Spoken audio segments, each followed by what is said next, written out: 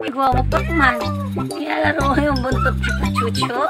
Ang bait naman ng Pachucho ko. Pinabayaan lang yung kapatid niya nilalaro ang kanyang buntot. Ay, hindi siya agagalit. Ang bait-bait naman ng ate Pachucho. Oh, ang galing naman yan, oh.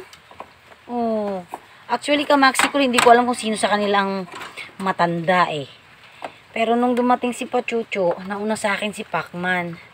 Siguro magkasing edad lang sila. Gawa ng malaking damulag na itong batang to. Kaya ate Pachucho na lang. Ay siya, baka ako'y kidlatan naman. Hari nawa. Ha? Ayan, natutuwa naman yung Pakman ko. O, sige, wag mo lang sakasaktan na. Ikaw, ano naman ginagawa mo dyan? Bising-busy ka dyan sa buto ng baka. Ayan, pinalaro ko sa kanya yung buto ng bakang ulam namin kagabi doon sa aking pinsan. Ay siya, kamaksi, cool babush.